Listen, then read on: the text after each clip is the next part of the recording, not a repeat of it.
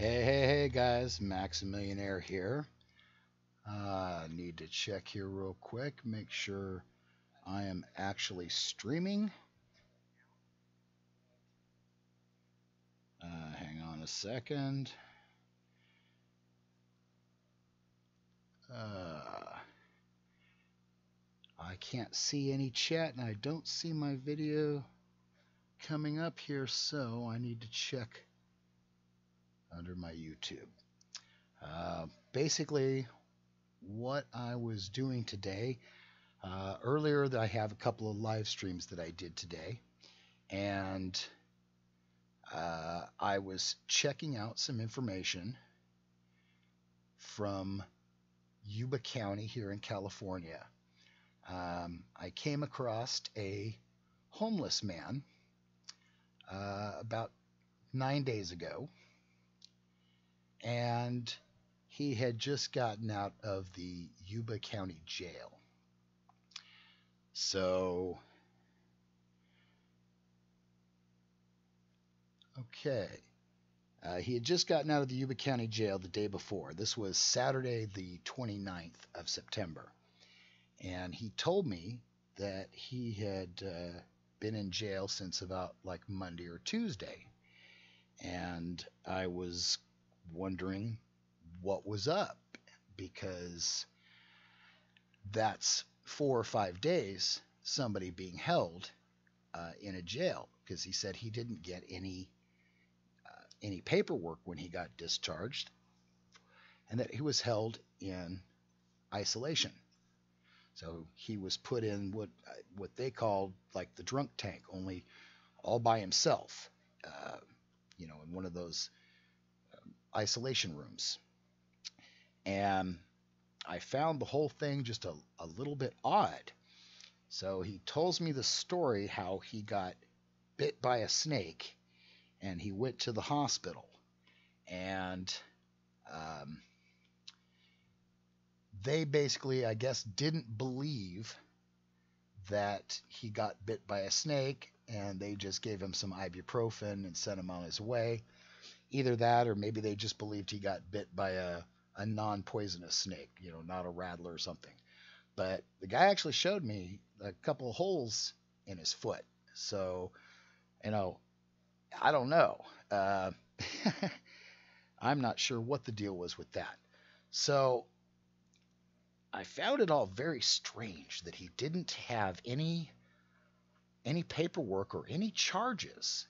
And he showed me the hospital paperwork, and I wrote down the time. And I wrote down 9/24/18, and it said 3:35 a.m. discharge, and that the paperwork that I was looking at had been printed at 3:42 a.m.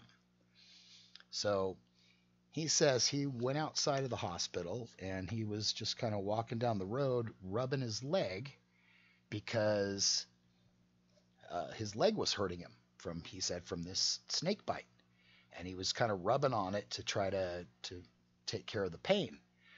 And so Marysville cop, he said, flipped a bitch, came back around, and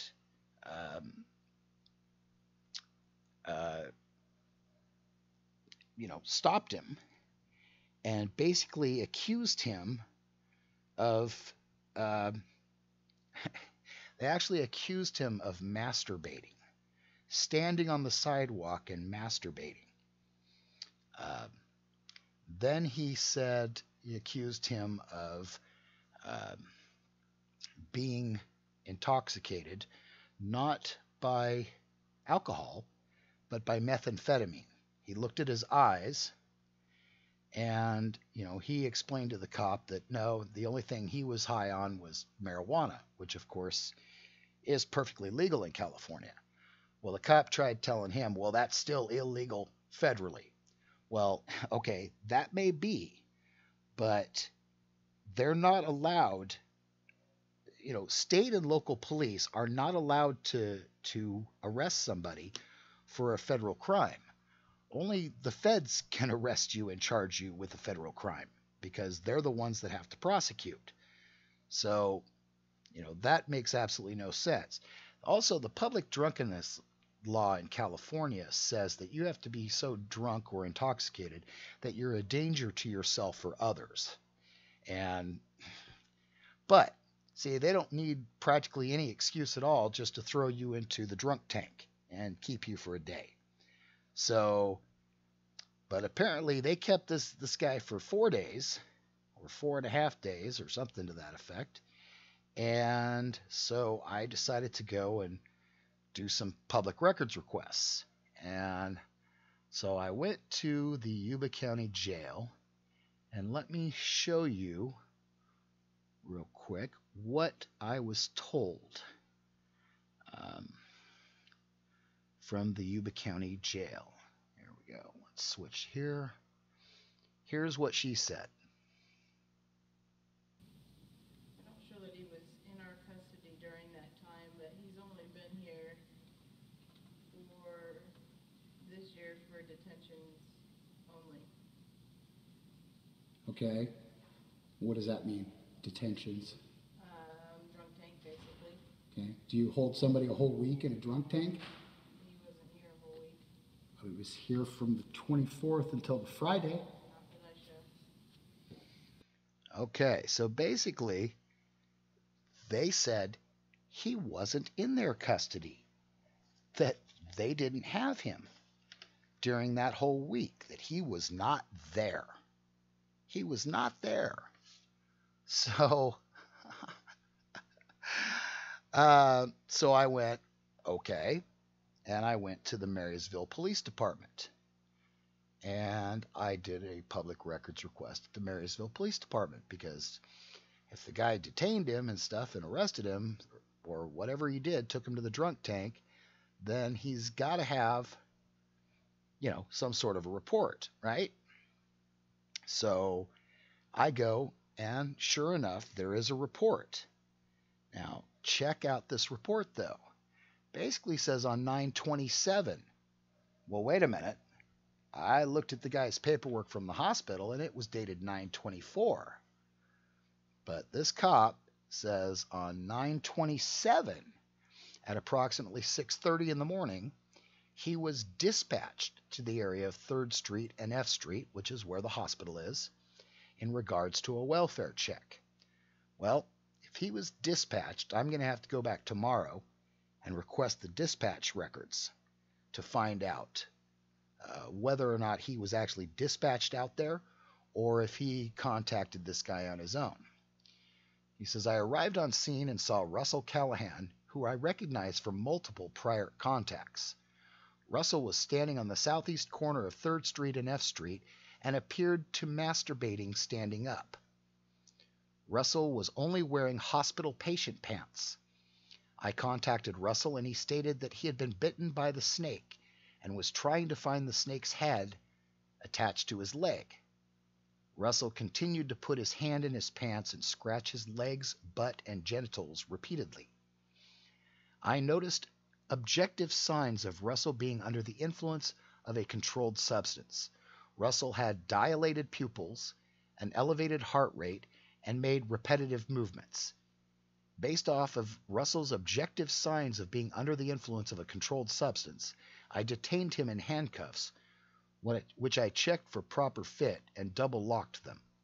I transported Russell to Rideout Hospital to see if he was a walkaway on a mental health evaluation hold.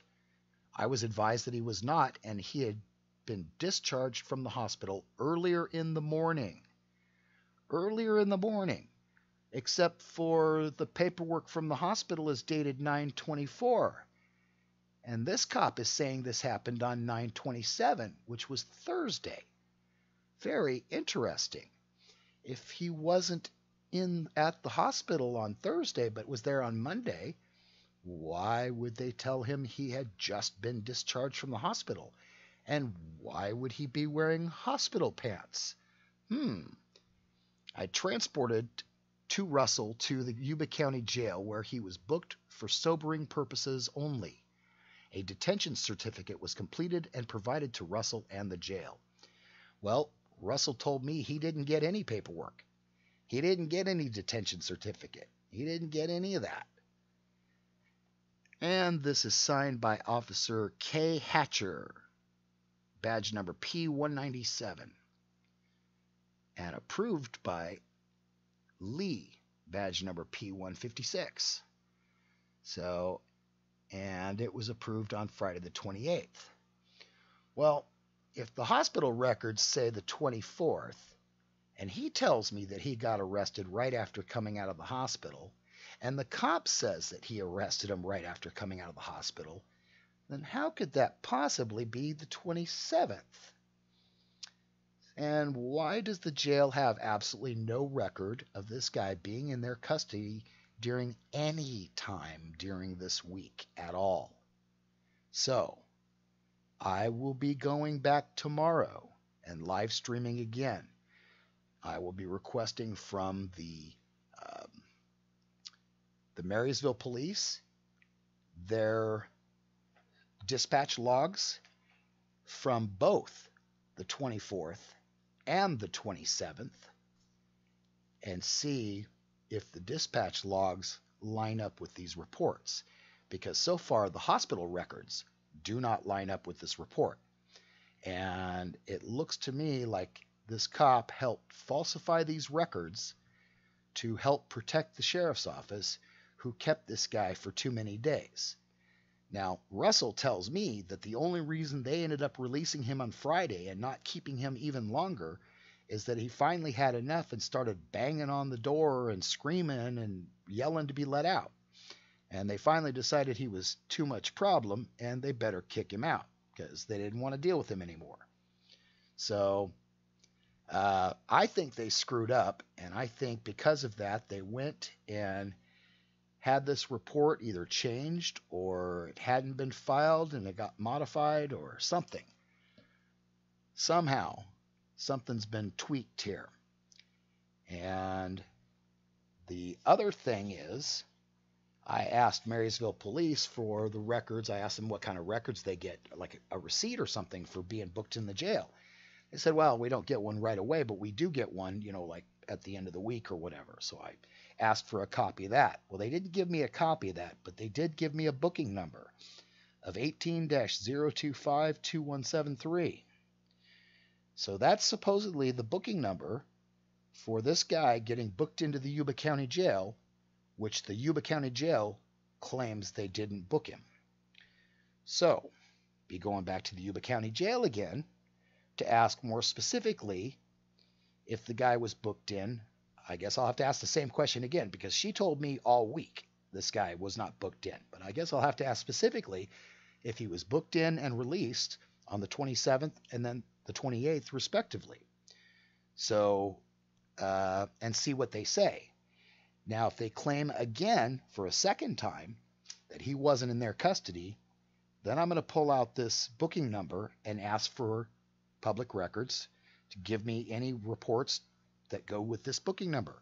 Who got booked under this number if not Russell? Something is definitely off here. And it seems to me that this is the way that the sheriff's office and the Marysville police treat the homeless around here. They can, I've had several of the homeless tell me how they're getting arrested and all this stuff. And I mean, for not doing anything, it's just they don't like the homeless around here. Another thing that's really funny is they are actually arresting these homeless people and actually making them spend time in jail for marijuana pipes. Now, as you know, marijuana is legal here in California. But in a mistake, I guess, of oversight, it was never added into the provisions of the legalization that got passed, Proposition 65, here in 2016, about paraphernalia. So you can have marijuana and a marijuana pipe, and you can be arrested and go to jail for the marijuana pipe, even though you can't get arrested and go to jail for the marijuana itself. How's that for ridiculous? And apparently this county, Yuba County, is doing just that, arresting and actually making people spend days in jail for a marijuana pipe in California. how's that for crazy? The other interesting thing about this Yuba County Jail is they have been under federal oversight since 1979. In 2016, they tried to get off of it, and the judge told them no, because they haven't, since 1979, they have not followed the directions of their federal consent order or consent decree that they had agreed that they were going to do in order to fix the problems at the Yuba County Jail. That's almost 40 years, 39 years that the Yuba County Jail has been under a federal consent decree and has failed to follow the orders in that consent decree. So they've got some really bad things. I'll give you an example. All inmates are required to have, they're required to be allowed to have recreation time, exercise time outdoors in the exercise yard. Well, their exercise yard is up on the roof, and I really wouldn't call it a yard because it's a 15-foot by 20-foot area that is completely surrounded on four sides with 20-foot walls, and at the top of the 20-foot walls is some cyclone fencing. So that's the only area that you can get some sunlight in at all, is that cyclone fence. So what Yuba County Jail does is they have notified all the inmates at the jail that they're going to have a rotating schedule for going to the exercise yard. And their rotating schedule is 5 a.m. So at 5 a.m. in the winter and the summer, year round, and many times it's dark and cold, and they don't provide warm clothing at the jail. At 5 a.m. they come in and they ask everybody if they want to go to recreation on the roof. So surprise, surprise, 85% of the time they're turned down. They also allow one inmate to turn down the recreation time for the entire pod. The other thing that was told was that sometimes they come in to offer recreation at 5 a.m. and they whisper. They say it in a very low voice. Does anybody want recreation? No? Going once? Going twice? Okay, no recreation for you today. Bye. And they leave. And they mark it down on their little log that recreation was declined by the inmates. That's the kind of stuff these guys are doing. So I've found some reports on them. And this is going to be very interesting to see what more I uncover as we go forward with this. And yes, Simon King, I know, Tommy Chong, they really pulled a bad one on him. Basically, if you guys don't know, they threatened Tommy Chong with putting his son in prison if Tommy Chong didn't plead guilty. And what they had done is they had tricked Tommy Chong's son into sending some bongs to a state where you weren't allowed to send them. And Tommy Chong's shop had a policy of not sending them, but they called and they made this order and they claimed it was going to be for pickup, and then they let it sit there and let it sit there. They paid for it and everything. Oh yeah, somebody's going to come and pick it up, but they were lying. And they did this as a trick, so then they called him up. Oh, well, we can't have somebody send it. Could you just send it to us, And got somebody who, without realizing that they weren't supposed to send it to that state, got them to go ahead and ship it because it had already been paid for. It's sitting on the shelf, ready to go. So they completely tricked him and went, aha, we got you. And then, then they strong-armed Tommy Chong into taking a guilty plea rather than have his son, who, by the way, had small babies. He was married and had small kids, and they threatened to send him away for like 3 years or something like that. And, oh, well, if you take it, Tommy, we'll let you do 6 months and blah, blah, blah. And so that's the only reason why Tommy Chong went to jail. News Now Fort Worth. What have you figured out, Max? Well, I figured out that the Yuba County Jail held a person in custody for 5 days and then altered the paperwork. The Marysville Police Department altered the paperwork to make it appear that he was only in custody for 1 day, and the Yuba County Jail claims that he wasn't in custody at all. But, mistake, the Marysville Police Department had a police report on the arrest. Ha-ha! And they've got a booking number. Woohoo!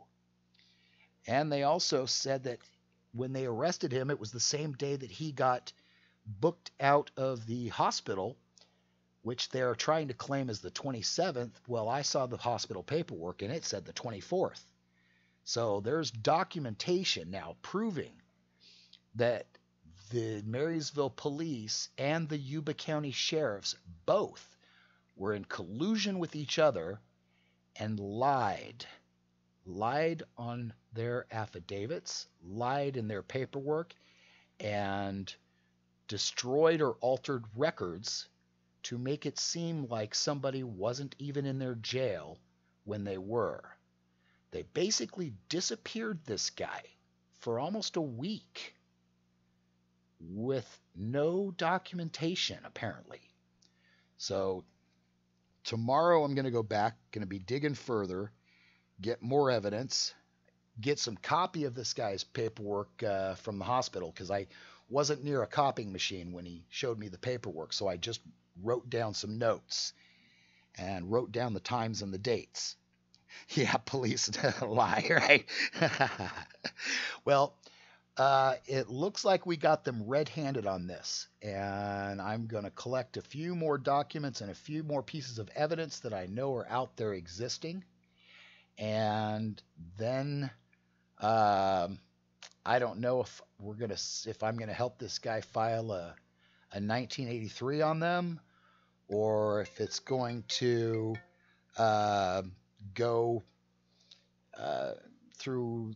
I may talk to the federal oversight person in charge of the Yuba County Jail and let them be aware of this as well, because these are the kinds of things that that would be of interest to them, that they would be doing. Some of the reasons why they have oversight over this jail. Obviously, the oversight's not working, though. So, Russell says, I got to say I'm disappointed in certain peers among us calling for the false flagging of Mike's channel. I mean, I obviously don't support tyranny, but I don't support lying and false flagging either. I'm sorry, did I miss something? Who is Mike? And who's Mike's channel? And what? Did I miss something here?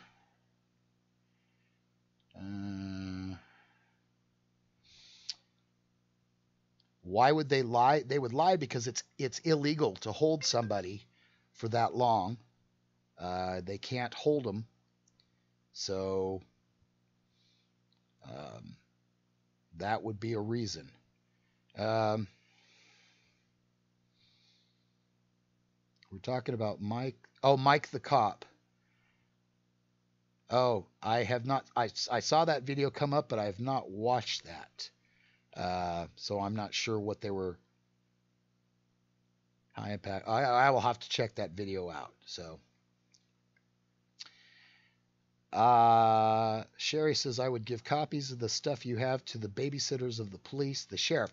Well, that's great, except for they're not the babysitters of the Marysville police, and the sheriff is in on it. It's the sheriff's department that runs the Yuba County Jail. They're the ones that hid him there for a week and have altered their paperwork or lied. They told me today that this guy was never in custody that week at all. And now I've got paperwork from the Marysville police department saying that he was in custody.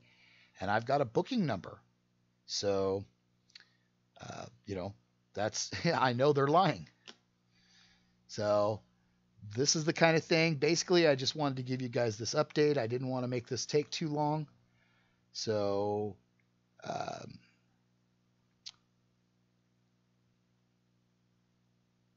just checking the chat one more time. But then I think we're going to let you guys go, and I will be back, like I said, live tomorrow and maybe tomorrow night, and I will give an update on what I find out in my investigation, and I will let you guys all know that. So until then, thank you guys for watching, and remember, know your rights, claim your rights, or lose your rights. Thanks for listening.